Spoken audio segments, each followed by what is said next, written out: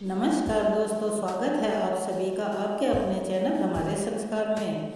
आज हम आपके लिए लेकर आए हैं सावन मास में सुना जाने वाला सावन महात्म्य कथा अध्याय 5। लेकिन उससे पहले रोज की तरह ऐसे कि हम आपसे हमेशा निवेदन करते हैं, अगर आप चैनल पर नए हैं तो चैनल को सब्सक्राइब करें, वीडियो को लाइक करें, ज़्यादा से ज़्यादा शेयर करें, बेल आइकन को भी अवश्य ही प्रेस करें। कमेंट्स बॉक्स में ओम नमः शिवाय हर हर महादेव लिखना ना भूलें। आपका सहयोग हमारे लिए अनमोल है, अपना सहयोग हमें ऐसे ही प्रदान करते रहें। ओम नमः शिवाय हर हर महादेव बम बम भोले। चलिए अब शुरू करते हैं आज का अध्याय। लेकिन उससे पहले एक और निवेदन है कि आप इन कथाओं को पूरा सुना कीजिए, क्योंकि अधूरा ज्ञान और अधूरी कथाएं हमेशा नुकसानदेह होती है, उनका संपूर्ण आनंद नहीं मिल पाता। सावन के पावन महीने का 5वां अध्याय। महादेव जी कहते हैं, हे देवी, रथ स्मर से लेकर अर्घ स्थल तक दोनों देवताओं के मध्य में सूर्य अक्षेत्र कहा गया है। इसी में 8 सिद्धियां निवास करती हैं। वह सूर्य देव के तेज का मध्य भाग है, जो सबका सब स्वर्णमयी है। यह अक्षेत्र भगवान सूर्य को सदा प्यारा रहा है। सूर्य ग्रहण का पर्व आने पर कुरु अक्षेत्र से भी अधिक पुण्य देने वाला हो जाता है। ब्राह्मी अर्थात सरस्वती, हिरण्या तथा समुद्र, इन तीनों का संगम कोटि तीर्थों का फल देने वाला होता है। वहीं देव माता है, वहीं भंगेश्वर विराजमान है और वहीं नाग स्थान भी है। इस प्रकार संक्षेप से ही यहाँ अर्घ स्थल का महात्म्य बताया गया है। वहाँ एक विवर आज भी प्रत्यक्ष प्रकट देखा जाता है, उसका नाम श्रीमुख द्वार है। विवर कहते हैं गहरे गड्ढे को या गुफा को। प्रिय मातृकाएं उस द्वार की रक्षा करती हैं, जो 1 वर्ष तक नियम से वहाँ मातृका गणों तथा सुनंद आदि देवों की विधि विधान पूर्वक पूजा करता है, उसे सिद्धियाँ प्राप्त होती हैं।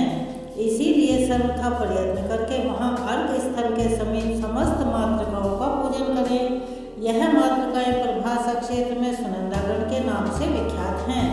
देवी जो निष्काम भाव से भगवान सूर्य की पूजा करता है, वह इस क्षेत्र के महात्म्य से तथा अर्घ सूर्य के प्रभाव से निश्चय ही मोक्ष की प्राप्ति करता है। दूसरे स्थानों में 1 करोड़ ब्राह्मणों को भोजन कराने से जो फल प्राप्त होता है, जो पुण्य मिलता है, वही अर्घ स्थल में 1 ब्राह्मण को भोजन कराने से मिल जाता है। सूर्य ग्रहण में जो स्नान, दान, जप और होम किया जाता है, वह सब दूसरे क्षेत्रों की बनिस्पत यहाँ अर्घ स्थल के प्रभाव से कोटि गुना हो जाता है। जो मनुष्य माघ मास के कृष्ण पक्ष में रविवार युक्त सप्तमी को अर्घ स्थल के समीप जागरण करता है, यानी कीर्तन भजन करता है, वह परम गति को प्राप्त होता है। उस क्षेत्र में निवास करने वाले सभी मनुष्यों के लिए अर्घ स्थल पूजनीय है। कल्याणकामी पुरुष को चाहिए कि वह भगवान सूर्य पर जल में पैदा या फिर मुरझाया हुआ अथवा किसी दोष से दूषित या बासी फूल कभी भी अर्पित न करे। माँ पार्वती का अगला प्रश्न था, वो भगवान शिव से पूछ रही थी कि हे भगवान, सूर्य देव को राहु कैसे ग्रस लेता है, यह भी बताइए। महादेव जी कहने लगे, देवी, ग्रहण का कारण बतलाता हूँ, सुनो। विशेष समय आने पर सूर्य देव अपनी किरणों से अमृत की धारा बहाते हैं, यानी बरसाते हैं। उस समय अमृत पान की इच्छा रखने वाला राहु अपने विमान पर बैठकर सूर्य बिंब यानी उसके परछाई के नीचे आ जाता है। उसके बिंब से सूर्य का बिंब छिप जाता है, इसी को सूर्य ग्रहण कहते हैं। वास्तव में कोई भी सूर्य देव को ग्रस नहीं सकता, वे निश्चय ही ग्रसने वाले को जलाकर भस्म कर देंगे। पूर्व काल में उस क्षेत्र के भीतर लोकपाल, महर्षि, सिद्ध, विद्याधर, यक्ष, गंधर्व तथा मुनि लोग सिद्धि को प्राप्त हुए हैं। कुबेर, भीष्म, ययाति, गालव तथा सांब ने भी यह उत्तम सिद्धि प्राप्त की है। यह महात्म्य कथा नास्तिक, श्रद्धाहीन, क्रूर, दोषदर्शी और शठ मनुष्य से कभी नहीं कहनी चाहिए। उन्हें जितना सुनने से पाप लगता है, उतना ही कहने वाले को भी लगता है। अपने पुत्र, शिष्य, धार्मिक, ज्ञानी तथा भगवान सूर्य के भक्त को ही यह प्रसंग सुनाना चाहिए। जो तेज का सनातन आश्रय, जल की गति, दिशाओं का अविनाशी दीपक, सिद्धि का खुला हुआ द्वार, जगत का सामान्य नेत्र, आकाश रूपी सरोवर का स्वर्णमयी कमल, दिव्यांगनाओं का दैदीप्यमान कुंडल तथा काल गणना का एकमात्र मापक यंत्र है। वह भगवान सूर्य का बिंब यानी परछाई आप सभी लोगों की रक्षा करें। अब श्री सूत जी कहते हैं, हे विप्रों, भगवान शिव के इस प्रकार कहने पर यशस्विनी देवी पार्वती ने इस प्रकार फिर से पूछा, हे देव, आपके मस्तक पर जो यह चंद्रमा विराजमान है, यह किसके पुत्र हैं? कब और किस प्रकार इनकी उत्पत्ति यानी जन्म हुआ था? कृपया यह भी मुझे बताइए। महादेव जी कहने लगे, देवी, देवताओं और दानवों ने मिलकर जब क्षीर सागर का मंथन किया, उसमें से जो 14 रत्न निकले, उन्हीं रत्नों में से यह महातेजस्वी चंद्रमा भी थे। इनकी उत्पत्ति अमृत से हुई है, इसीलिए विषपान करने के बाद इन्हें मैं आज तक अपने सिर पर धारण करता आया हूँ। पूर्व काल में मैंने चंद्रमा को अपना शिरोभूषण बनाया है, इसीलिए लोग मुझे चंद्रभूषण भी कहते हैं। हे देवी, मैं ही सृष्टि, पालन और संहार करता हूँ। सृष्टि काल में ये रजोगुण से संयुक्त रहता हूँ और संहार काल में तमोगुण से युक्त हो जाता हूँ। मैं ही तीनों रूपों में स्थित हूँ, इसीलिए ब्रह्मा भी मुझ महेश्वर के ही अंश हैं। ब्रह्मा का स्वामी मैं ही हूँ। विष्णु और ब्रह्मा दोनों ही मुझ सदा शिव से अभिन्न हैं, क्योंकि मैं सर्वात्मक हूँ यानी हर जगह रहता हूँ। शिव ही संपूर्ण जगत का पालन करने वाले श्री विष्णु हैं और मेरे द्वारा निर्मित ब्रह्मांड में यह लोक है, इसी के भीतर संपूर्ण चराचर जगत है।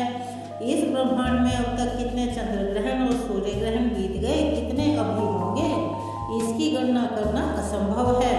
चंद्रमा का जो तेज पृथ्वी पर प्राप्त हुआ, उससे संपूर्ण दिशाओं को प्रकाशित करने वाली औषधियाँ उत्पन्न हुई। उन्हीं औषधियों के द्वारा संपूर्ण लोक तथा 4 प्रकार के प्रजावर्ग जीवन धारण करते हैं। फल लगने पर जिनका अंत हो जाता है, ऐसी औषधियाँ षणभंगुर कहलाती हैं और ये 16 तरह की हैं। धान, जौ, गेहूँ, अणु, तिल, मोठ, कंगनी, कोदों, चीना, उड़द, मूंग, मसूर, निष्पाव, कुल्थी, अरहर और चना, यह 16 प्रकार के षणभंगुर हैं। यह ग्रामीण औषधियों की जातियां बताई गई हैं। ग्राम और वन में उत्पन्न होने वाली 14 प्रकार की औषधियां यज्ञ के काम में आती हैं। उनके नाम इस प्रकार से हैं, धान, जौ, गेहूँ, अणु, तिल, कंगनी, कुल्थी, सावा, तिल्ली, वन तिल, गबेधु, उड़द, मकई और बांसधान, तण, गुल्म, लता, विरूप तथा गुच्छ आदि करोड़ों प्रकार के औषध और तृणों के स्वामी चंद्रमा हैं और वे ही संपूर्ण जगत को धारण करते हैं। भगवान सोम जगत का हित करने की इच्छा से सबको धारण किए रखते हैं, इसीलिए ब्रह्मा जी ने उन्हें बीज, औषधि, ब्राह्मण और मंत्रों का राज्य प्रदान किया है। राजा के पद पर अभिषिक्त होकर महातेजस्वी सोम ने अपने प्रकाश से तीनों लोगों को पुष्ट किया है। महादेव जी कहते हैं, देवी, प्राचीन काल में ब्रह्मा जी से दक्ष नामक पुत्र हुआ।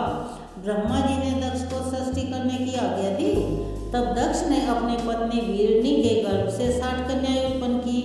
उनमें से 10 की तो उन्होंने धर्म के साथ ब्याह दिया, 13 पुत्रियां कश्यप जी को दे दी, 27 कन्याओं का विवाह चंद्रमा जी के साथ कर दिया।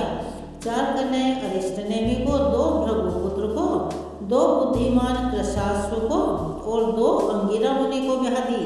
देवी पार्वती ने फिर पूछा, हे जगदीश्वर, प्रभास क्षेत्र में किस समय सोमनाथ लिंग की स्थापना हुई है?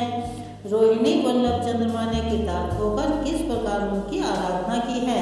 कृपया यह भी विस्तार पूर्वक बता दीजिए। तब महादेव जी कहने लगे कि देवी, वैवस्वत मनवंतर के 10वें त्रेता युग में दुर्वासा सहित चंद्रदेव उत्पन्न हुए। उस समय चंद्रमा ने सहस्त्रों वर्षों तक कठिन तपस्या करके भगवान शंकर का प्रत्यक्ष दर्शन प्राप्त किया और लोककर्ता ब्रह्मा जी के द्वारा शिवलिंग की स्थापना करवाई। इसके बाद पुनः सहस्त्रों वर्षों तक मुझ शंकर की आराधना की। विधि विधान से मेरी पूजा करने के बाद अपने कार्यों और मनोरथों की सिद्धि के लिए निशानाथ ने मेरा स्तवन किया। चंद्रमा इस प्रकार बोले कि शिव जी के समान दूसरा कोई देवता नहीं है, रणभूमि में शिव जी के समान कोई रक्षक नहीं है, संसार में शिव जी के समान कोई शरणागत वत्सल नहीं है और शिव जी के समान दूसरी कोई गति नहीं है। सांख्यवादी जिन्हें प्रधान और पुरुष कहते हैं, योगी जिनका परम प्रधान और परम पुरुष रूप से चिंतन करते हैं, उनके स्वरूप सदा शिव को नमस्कार है। विद्वान विद्वान पुरुष जिन्हें देवता, असुर और मनुष्यों की सृष्टि तथा संहार का कारण मानते हैं, उन सर्वात्मा को नमस्कार है जो अविनाशी, अनादि, अनंत, नित्य, सनातन, ध्रुव, कालातीत और परम ब्रह्म स्वरूप हैं। उन योगात्मा शिव को नमस्कार है जो आदिदेव महेश्वर पवित्र वस्तुओं में सबसे अधिक पवित्र हैं तथा दर्शन मात्र से ही पवित्र कर देते हैं। उन तीर्थमाई शिव को नमस्कार है जिनसे सबकी उत्पत्ति होती है, जिसमें सबका लय होता है, यानी सब लीन हो जाते हैं और जो संपूर्ण जगत का पालन करते हैं, उन सर्वात्मा को नमस्कार है। हे देवी पार्वती, इस प्रकार जब चंद्रमा ने दिन रात मेरी स्तुति की, मैंने प्रसन्न होकर कहा, वत्स, मैं तुम्हारे इस स्तोत्र से पूर्णतः संतुष्ट हूँ। अब तुम अपनी इच्छा के अनुसार कोई भी वर मांगो, ऐसी कोई वस्तु नहीं है जो मैं तुम्हें नहीं दे सकता। तब चंद्रमा ने कहा, प्रभु आप इस शिवलिंग में सदैव निवास कीजिए। जो लोग अत्यंत भक्तिपूर्वक यहाँ आपका दर्शन करें, उन्हें आपकी कृपा से उत्तम सिद्धियों की प्राप्ति हो। तब हे पार्वती, मैंने कहा, चंद्रदेव, इस लिंग में मेरा निवास तो पहले से ही है और तुम्हारी निरंतर भक्ति के कारण मैं इसमें विशेष रूप से उमा सहित निवास करूँगा। इस क्षेत्र में मेरे प्रसाद से तुमने अपनी प्रभा प्राप्त की है, इस कारण इसका नाम प्रभास होगा। सोम, तुमने मेरे इस शिवलिंग की प्रतिष्ठा की है, इसीलिए यहाँ मेरा नाम सोमनाथ प्रसिद्ध होगा। जो मनुष्य मेरी भक्ति में तत्पर होकर यहाँ मेरा दर्शन करेंगे, उन्हें मेरे प्रभाव से रोग, दरिद्रता, दुर्गति तथा इष्ट जनों का योग नहीं होगा। मेरे दर्शन मात्र की इच्छा रखने वाले जो लोग भक्तिभाव से यहाँ की यात्रा करेंगे, उन्हें पग पग पर अश्वमेध यज्ञ का फल मिलेगा, यानी एक कदम एक अश्वमेध यज्ञ। निशा कर एक पुरुष तो जीवन भर ब्रह्मचारी रहे और दूसरा एक बार यहाँ मेरा दर्शन करे, उन दोनों के लिए एक समान ही फल बतलाया गया है। एक मनुष्य ब्राह्मण को सभी प्रकार के दान देता है और दूसरा यहाँ कर मेरा दर्शन करता है, उन दोनों के लिए ही समान फल बताया गया है। सोमवार को चंद्र ग्रहण प्राप्त होने पर, यानी कि जो सोमवार के दिन चंद्र ग्रहण हो, जो भक्ति पूर्वक मेरा दर्शन करता है, उसे पूर्वोक्त सभी पुण्य कर्मों का फल स्वतः ही प्राप्त हो जाता है। सरस्वती, समुद्र, सोमवार, सोम ग्रहण और सोमनाथ जी का दर्शन, इन 5 सकालों का योग अत्यंत दुर्लभ है। 4 मास तक विधि विधान पूर्वक शिव जी की पूजा करने से जो पुण्य प्राप्त होता है, वही कार्तिक की पूर्णिमा में पूजन करने से यहाँ एक ही दिन में मिल जाता है। वही और उतना ही पुण्य चैत्र की पूर्णिमा को 2 गुना बताया गया है। फाल्गुन और आषाढ़ की पूर्णिमा के दिन दर्शन पूजन का भी यही पुण्य होता है।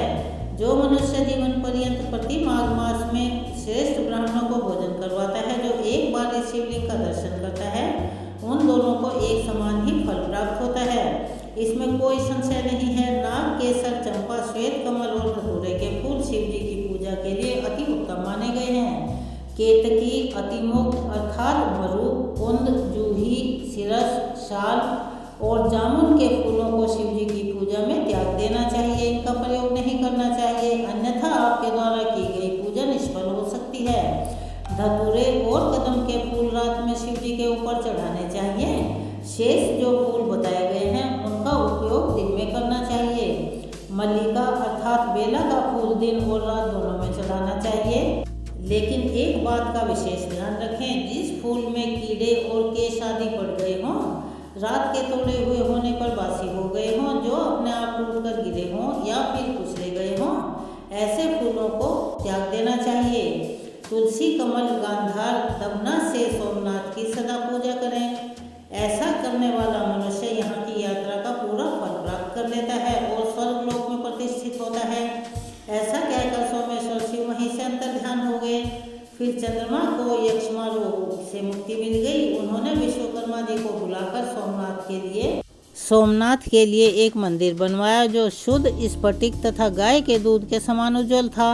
उसके चारों ओर अन्य 14 मंदिर बनवाए गए। ब्रह्मा आदि समीपवर्ती देवताओं के लिए भी 10 मंदिर निर्माण किए गए।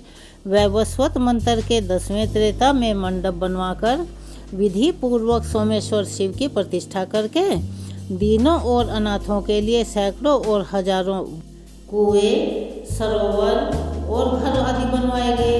सब कुछ बनवाकर अलग अलग ब्राह्मणों को विधि पूर्वक दान दिया गया। सोमेश्वर के समीप नगर बसाकर चंद्रमा ने ब्राह्मणों का पूजन किया और कहा कि ब्रह्मा जी की कृपा से मैं यद्यपि आप सभी लोगों का राजा हूँ, फिर भी विनय और भक्ति करता हूँ।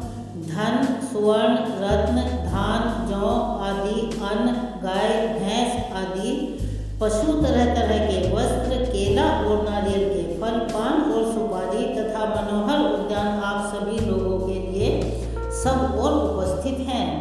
जम्बू द्वीप के सब मनुष्य आपके अधीन होकर आपकी आज्ञा का पालन करेंगे। ब्राह्मण, क्षत्रिय, वैश्य, शूद्र तथा वर्ण संकर लोग भी आपको अपना गुरु मानकर तीर्थ यात्रा करेंगे। हे विप्रो, आप लोग यहाँ रहकर पवित्र उपचारों से मेरे द्वारा स्थापित सोमनाथ जी की सब समय पूजा करो। आप लोग स्मृतियों के सदाचार का पालन करने में कुशल हैं। यहाँ रहकर सबके व्यवहारों को देखिए और स्वयं श्रुति और स्मृति और पुराणों में प्रतिपादित धर्मों का आचरण कीजिए। यह सुनकर उन ब्राह्मणों ने कहा, हे चंद्रदेव, आप हम ब्राह्मणों के राजा हैं। आपने हमें सर्वथा उत्तम उपदेश दिया है। हम आपकी आज्ञा का पालन करेंगे। किंतु जो लोग किसी के द्वारा नियुक्त होकर वेतन लेकर पूजा करते हैं या शिव नार्मल्य का सेवन करते हैं, वे पापी हो जाते हैं। इसीलिए ऐसा करने पर हम भी पापी हो सकते हैं। यह पाप पतित्य श्रुतियों और स्मृतियों द्वारा निंदित है। श्रुति और स्मृति दोनों ही शिव जी की आज्ञाएं हैं। इसीलिए ऐसा कौन मूर्ख होगा जो प्राणों के कंठ तक आ जाने पर भी शिव जी की आज्ञाओं का उल्लंघन करेगा। अष्टमूर्ति शिव की एक मूर्ति अग्निदेव है। वे ही देवताओं के मुख हैं। हम अग्नि में यज्ञ करते हुए सत्य स्वरूप से संपूर्ण जगत को तृप्त करते हैं। यह जगत भगवान शिव का रूप है। जगत में परस्पर भेद होते हुए भी यह जगदीश्वर शिव से अभिन्न है। अग्नि में विधि पूर्वक दी हुई आहुति सूर्य देव को प्राप्त होती है। सूर्य देव से वर्षा होती है। वर्षा से अन्न होता है और अन्न से प्रजा अपना जीवन पालन करती है। हम तो सदा श्रुति, स्मृति और पुराणों के अभ्यास में संलग्न रहने वाले हैं। उसके अर्थ का विचार करने में ही तत्पर रहते हैं और उनमें बताए हुए सभी सत्कर्मों का पालन भी करते हैं। इसीलिए हमें शिवलिंग पूजन के लिए बहुत कम अवसर मिल सकता है। फिर भी हम रुद्र का जप और पंच महायज्ञों का अनुष्ठान करते हुए ही यथा समय और यथा अवकाश सोमेश्वर लिंग का भी पूजन करते रहेंगे। आज की कथा के वृतांत को हम यहीं विराम देते हैं। इसके आगे का वृतांत हम अब कल अपनी आने वाली वीडियो में सुनाएंगे। आप सभी से निवेदन है, उसे भी अवश्य ही सुनिएगा। जैसा कि हम पहले भी बता चुके हैं, सावन के पावन महीने में शिव चालीसा का पाठ करना अति पुण्यदायी माना जाता है और अक्षय पुण्य की प्राप्ति होती है। तो चलिए एक बार मेरे साथ मिलकर प्यार से बोलिए, हर हर महादेव, बम बम भोले। जय गणेश गिरिजा सुवन, मंगल मूल सुजान, कहत अयोध्या दास तुम देहु अभय वरदान। जय गिरजापति दीन दयाला, सदा करत संतन प्रतिपाला। भाल चंद्रमा सोहत नीके, कानन कुंडल नाग फनीके। अंग गोर सिर गंग बहाए, मुंड माल तन छाल लगाए। वस्त्र खाल बाघंबर सोहे, छवि को देख नाग मनि मोहे। मैना मातु की हवै दुलारी, वाम अंग सोहत छवि न्यारी। कर त्रिशूल सोहत छवि भारी, करत सदा शत्रुन सयकारी। नंदी गणेश सोहत कैसे, सागर मध्य कमल हो जैसे। कार्तिक श्याम और गणराऊ, या छवि को कही जात न काऊ। देवन जब ही जाए पुकारा, तब ही दुख प्रभु आप निवारा। किया उपद्रव तारक भारी, देवन सब मिली तुम्ही जुहारी। तुरत षडानन आप पठाए, उलव निवेश में मारी गिराए। आप जलंधर असुर संहारा, स्वेश तुम्हार विदित संसारा। त्रिपुरासुर सन युद्ध मचाई, सभी के पाकर लीन बचाई। किया तपहि भगीरथ भारी, पूरब प्रतिज्ञा तासु पुरारी। दानिन मह तुम सबको नाही, सेवकी स्तुति करत सदाही। वेद नाम महिमा तब गाई, अकथ अनादि भेद नहीं पाई। प्रकट युद्ध मंथन में ज्वाला, जय सुरासुर भये विहाला। कीन दया तह करी सहाई, नीलकंठ तब नाम कहाई। पूजन रामचंद्र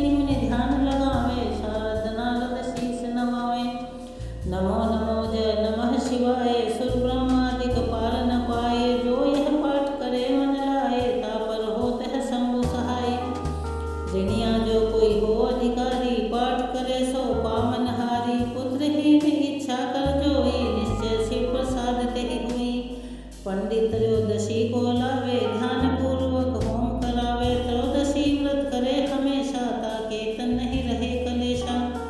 धूप दीप नवैद्य चढ़ावे, शंकर सम्मुख पाठ सुनावे। जन्म जन्म के पाप नसावे, अंत धाम शिवपुर में पावे।